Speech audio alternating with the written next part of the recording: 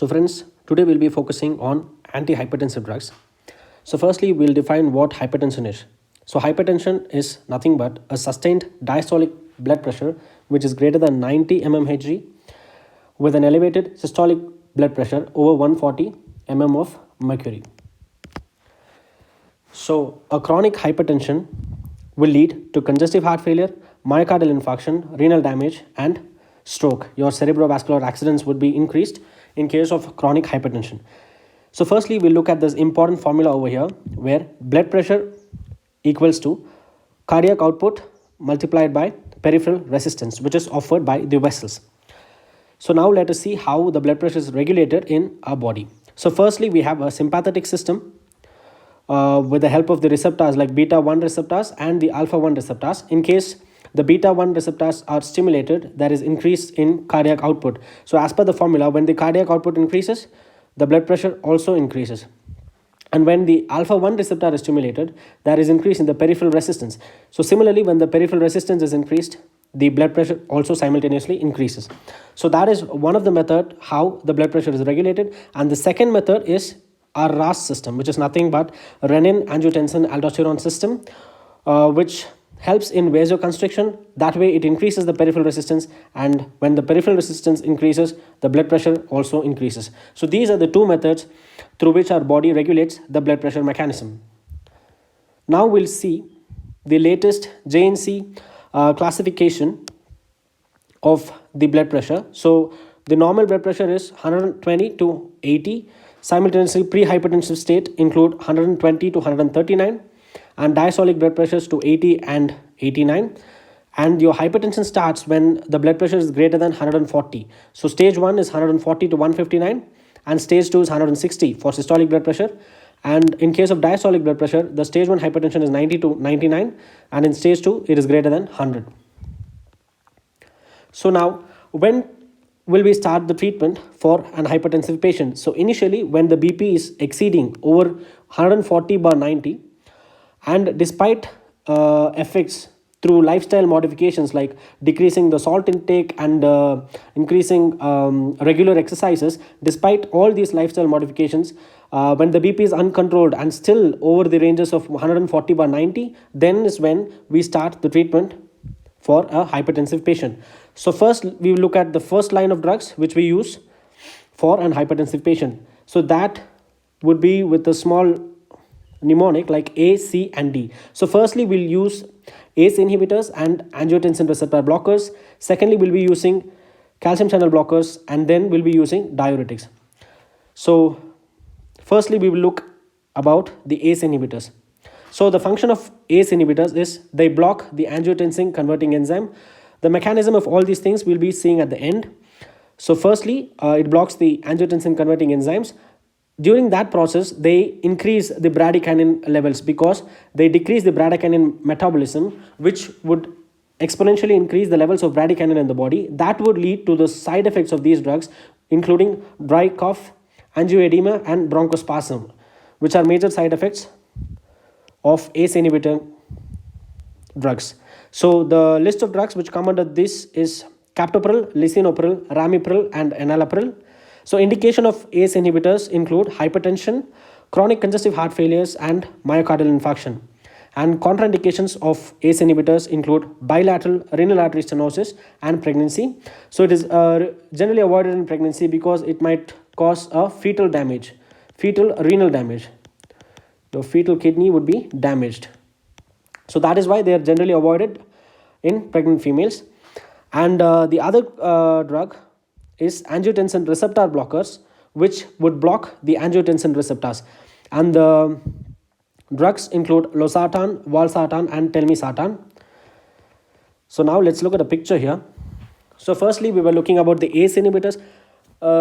First, I'll give a brief explanation about this picture. So generally, when in our body, when there is decrease in the renal perfusion, the kidney would sense it and then increase the renin.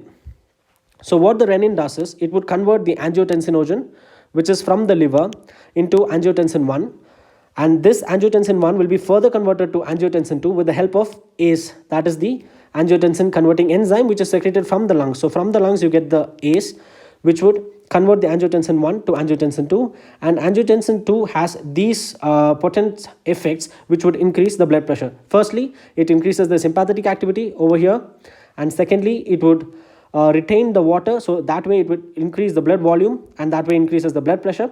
And angiotensin 2 also signals the kidney to increase the aldosterone secretion, which would help in retention of water. Next up, it also increases the arteriolar vasoconstriction, that would increase the blood pressure, and also signals the pituitary gland to secrete ADH. So ADH will also help in water retention. So all these things would eventually increase the blood pressure. So now we were looking about two drugs which were ACE inhibitors. So that mechanism comes here. So this is where our ACE inhibitors work, by inhibiting this enzyme, that way decreasing all the effects of the angiotensin 2. And the other drug was angiotensin receptor blockers. So here you can see the angiotensin 2, which would signal the kidney with the help of receptors, which is over here. So now the angiotensin receptor blockers would block these receptors. That way it will decrease the action of the angiotensin 2. So this is all about ACE inhibitors and angiotensin receptor blockers. So now we'll look at the second drug, which is the calcium channel blockers. So these group of drugs, they block the L-type calcium channels, and the drugs which come under these are verapamil and diltiazem. Verapamil and diltiazem are majorly used in case of arrhythmias. So they are not really used in case of hypertensive patients. But for hypertensive patients, we have another group called as dihydropyridines, which include nifedipines and amlodipines. So the mechanism of action of these calcium channel blockers, they dilate the blood vessels and decrease the peripheral resistance and decrease the myocardial low, that way decrease the BP. So now the indications of calcium channel blockers include angina pectoris, hypertension and arrhythmias. So specifically for hypertension, we use dihydropyridones. So the third group of drug include the diuretics. The main aim of the diuretics is to decrease the volume, the circulating volume, and increase excretion of the water. So we have three types of diuretics. Firstly, we have loop diuretics, which have short acting and very strong diuretics. So they are mainly preferred in cases of congestive heart failure. But thiazides are our go-to drug in case of hypertensive patients, as they are weak and they are long acting drugs, so much more preferable for hypertensive patients. Next up, we have potassium sparing diuretics. So the drugs which come under loop diuretics are furosemide, and in cases of thiazides, we have chlorothiazide, hydrochlorothiazide and indapamide. And in case of potassium sparing diuretics, we have spironolactone and eplerenone. So firstly, we'll look at the mechanism of action in case of thiazides and loop diuretics. Both act on the proximal convoluted tubules in the kidney and decrease the reabsorption of the sodium and chlorides. That way, they increase the sodium, chloride, potassium and water in the urine. So that has a diuretic function. Remember the fact, always sodium follows water and water follows sodium. So in that way, when the thiazides decrease the reabsorption of sodium, there is increased excretion of sodium and water in the urine, along with other important electrolytes like chlorides, potassium.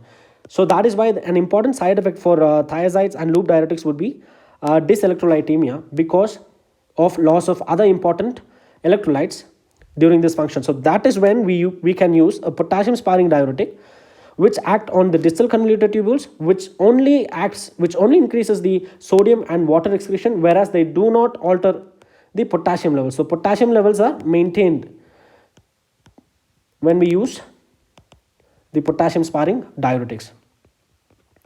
So this was all about the major three drugs, the first line of drugs, which are the ACE inhibitors, receptor blockers, calcium channel blockers and diuretics. So in the part 2, we'll be focusing on other drugs which are also effectively used in case of hypertension.